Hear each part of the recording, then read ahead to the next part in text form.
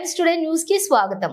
అసాధ్యమైన హామీలిచ్చి ఇప్పట్లో చేయలేము అన్నట్లుగా సన్నాయి నొక్కులు నొక్కుతున్నారు. హామీలు ఇచ్చినప్పుడు రాష్ట్ర ఆర్థిక పరిస్థితి గురించి తెలియదా? సజ్జల రామకృష్ణారెడ్డి, వైఎస్ఆర్సీపీ ప్రధాన కార్యదర్శి. ఏ హామీలైతే అసాధ్యమైనవో, అసాధ్యము ఇప్పట్లో చేయలేమని వాళ్లే సన్నాయి నొక్కులు నొక్కుతున్నారు. ఈరోజు అధికారం లేకొచ్చిన వాళ్ళు వచ్చి నెల తిరక్కముందే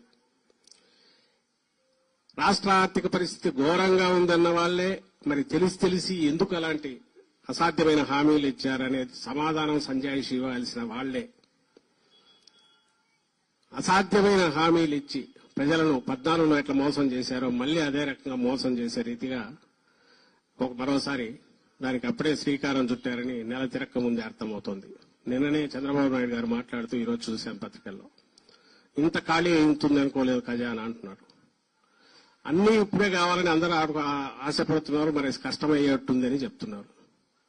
మరి 6 నెలల ముందు కూడా ఆయనకు తెలుసు ఇదే సంగతి.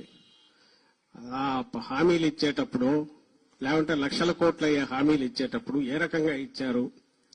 ఇదే హామీల్లో ఒక 10% ఇచ్చినా జగన్మోహన్ రెడ్డి గారు సరిపోయేది కదా అని అనేవాళ్లు కూడా ఉంటారు. సరే, అలా ఇచ్చి మోసం చేయడము, ఒకసారి మోసపోయాక మళ్లీ మోసానికి శ్రీకారం చుట్టడము, ప్రజలను భ్రమలో ఉంచడం, అది ఆయనకు చెల్లింది. ఇప్పుడు వచ్చి మళ్లీ అప్పుడే ఖజానా బాగాలేదు కాబట్టి కష్టం అంటున్నారు. ఇది చూస్తున్నాం.